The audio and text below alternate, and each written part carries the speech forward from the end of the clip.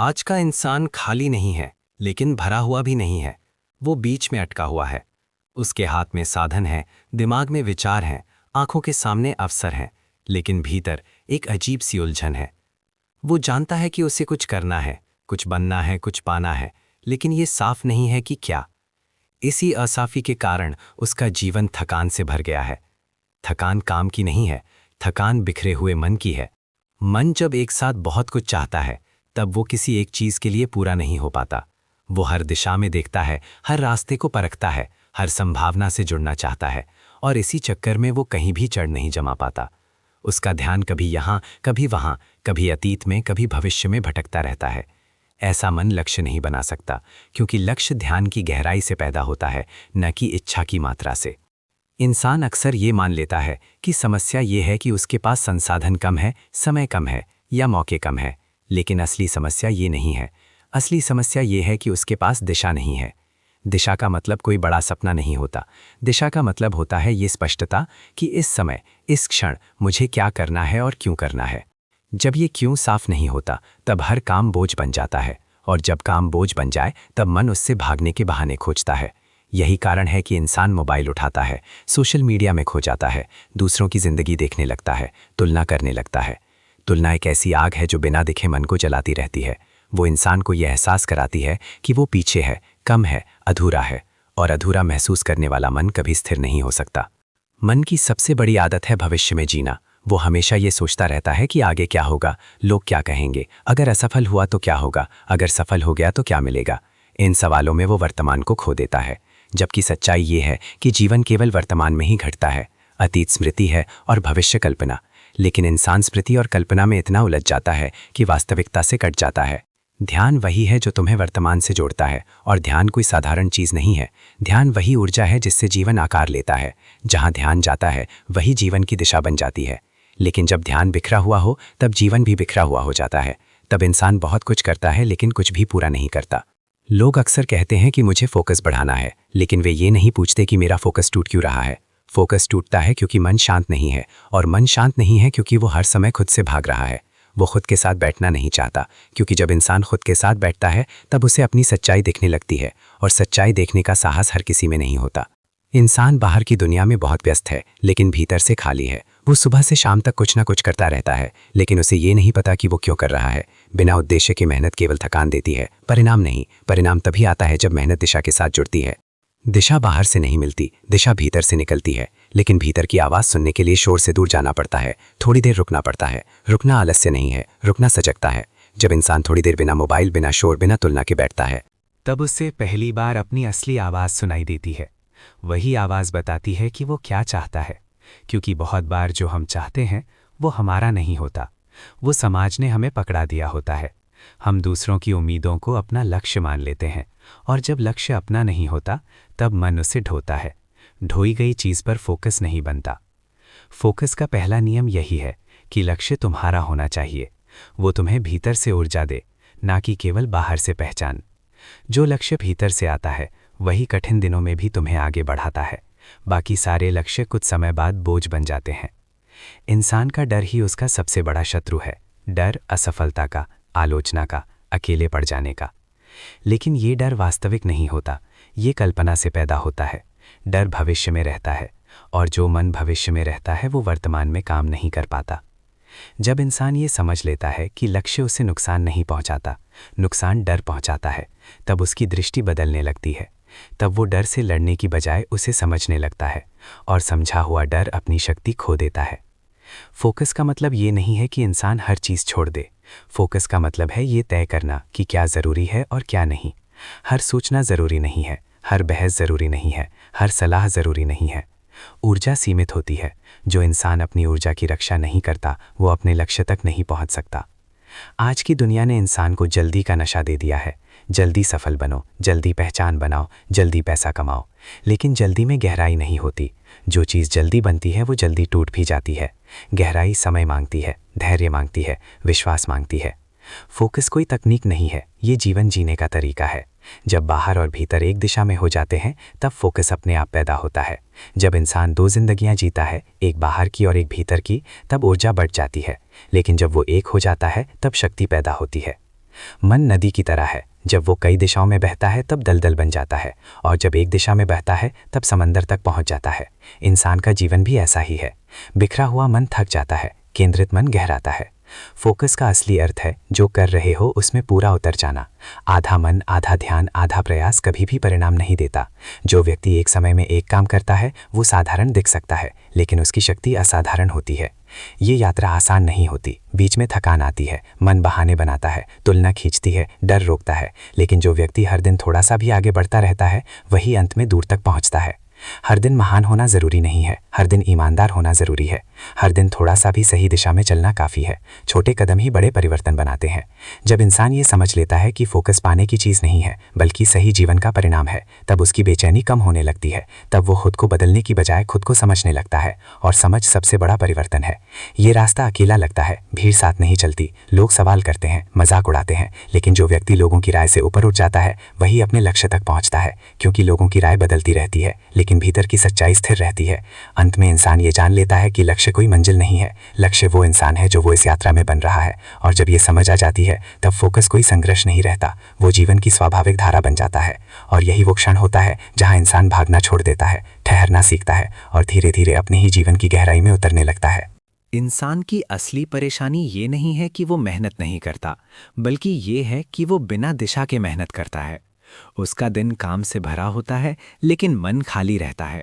सुबह से शाम तक वो कुछ ना कुछ करता रहता है, फिर भी रात को उसे ये महसूस होता है कि आज भी कुछ अधूरा रह गया। ये अधूरापन काम की कमी से नहीं, स्पष्टता की कमी से पैदा होता है। मन की सबसे बड़ी उलझन यही है कि वो एक समय में बहुत कुछ चाहता है। वो सुरक्षित भी रहना चाहता है और जोखिम भी लेना चाहता है। वो भीड़ में स्वीकार भी होना चाहता है और अपनी अलग पहचान भी बनाना चाहता है। इन दो विपरीत इच्छाओं के बीच मन फंस जाता है, और जब मन फंस जाता है तब वो निर्णय नहीं ले पाता। निर्णय न ले पाना ही फोकस के टूटने की पहली सीढ़ी है। इंसान सोचता है कि अगर उसे सारी जानकारी मिल जाए, सारी संभावनाएं समझ आ जाएं, तब वो सही फैसला ले पाएगा। लेकिन सच ये है कि ज़्यादा जानकारी अक्सर भ्रम बढ़ा देती है। हर नई राय, हर नया सुझाव, हर नई तुलना मन को और उलझा देती है। मन धीरे धीरे अपनी ही समझ पर भरोसा खोने लगता है। वो दूसरों की सोच को ज़्यादा महत्व देने लगता है, और यहीं से उसकी दिशा कमज़ोर होने लगती है। मन इसीलिए भी भटकता है क्योंकि वो अभी में टिकना नहीं चाहता।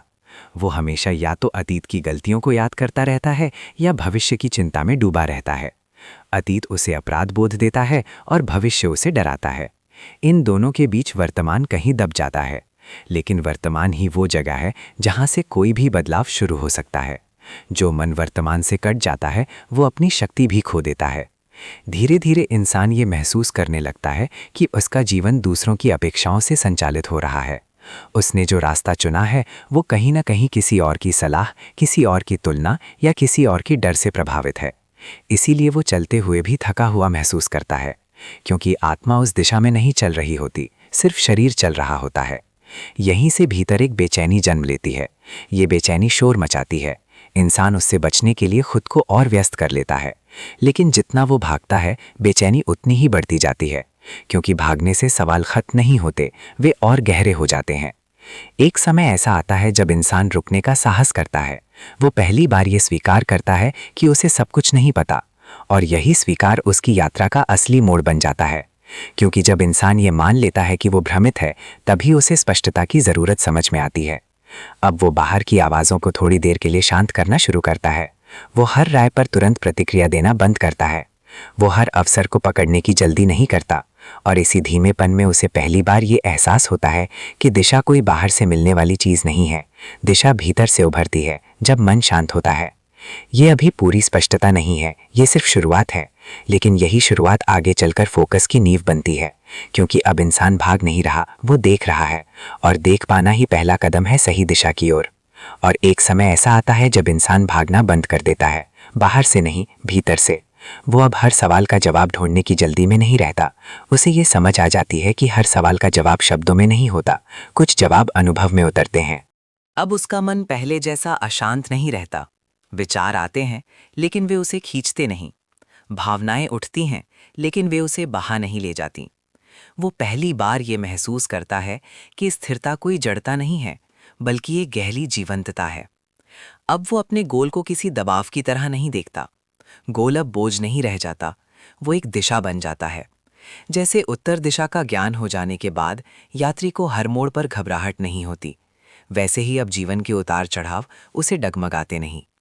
वो जानता है कि रास्ता कभी सीधा नहीं होता, लेकिन दिशा अगर साफ हो तो मोड़ भी मंजिल का हिस्सा बन जाते हैं।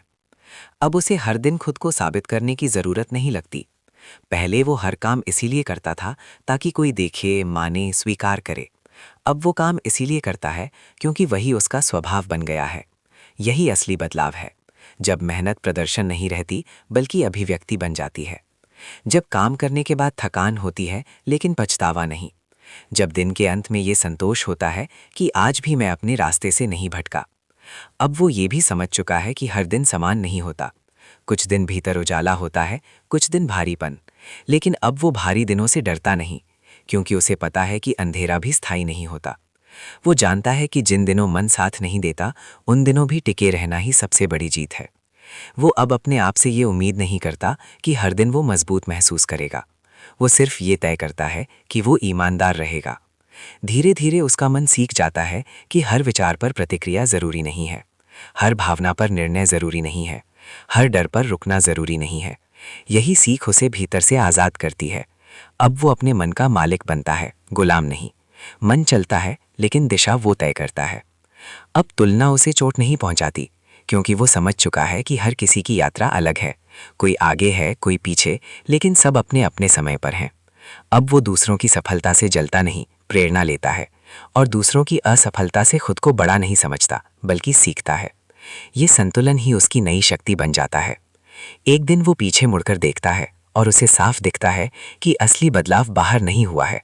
वही दुनिया है, वही लोग हैं, वही परिस्थितियां हैं, लेकिन देखने वाला बदल चुका है। पहले जो बातें उसे तोड़ देती थीं, अब वही बातें उसे गहराई देती हैं। पहले जो डर उसे रोक देते थे, अब वही डर उसे सावधान बनाते हैं, कमजोर नहीं। अब वो ये भी समझ चुका है कि जीवन में सब कुछ नियंत्रित नहीं किया जा सकता। कुछ चीज़ें होंगी, कुछ नहीं होंगी, कुछ लोग साथ चलेंगे, कुछ छूट जाएंगे, लेकिन अब वो उनसे चिपकता नहीं। वो बहाव में रहते हुए भी केंद्र में रहना सीख चुका है। यही फोकस की परिपक्व अवस्था है। अब लक्ष्य पास हो या दूर, उसकी शांति उस पर निर्भर नहीं करती, क्योंकि अब लक्ष्य से ज़्यादा महत्वपूर्ण वो इंसान है जो वो बन चुका है। एक ऐसा इंसान जो रुक सकता है, सोच सकता है, चुन सकता है, जो हर परिस्थिति में अपने भीतर की आवाज़ सुन सकता है। और अंत में वो ये जान लेता है कि फोकस कोई मंजिल नहीं है जहाँ पहुंचकर सब खत्म हो जाता है। फोकस एक निरंतर यात्रा है। हर दिन नया चुनाव, हर दिन नहीं सजगता। कभी वो डगमगाएगा, कभी संभेगा, लेकिन अब वो खुद से दूर नहीं जाएगा। यही वो बिंदु है जहाँ जीवन में एक गहरी स्थिरता जन्म लेती है। ऐसी स्थिरता जो शोर में भी शांत रहती है। ऐसी स्थिरता जो असफलता में भी टूटी नहीं होती। ऐसी स्थिरता जो सफलता में भी बहकती नहीं। और जब ये स्थिरता आ जाती है, तब इंसान को किसी प्रमाण की ज़रूरत नहीं रहती। उसका जीवन ही उसका उत्तर बन जाता है। यही कहानी समाप्त नहीं होती, यहीं से असली जीवन शुरू होता है।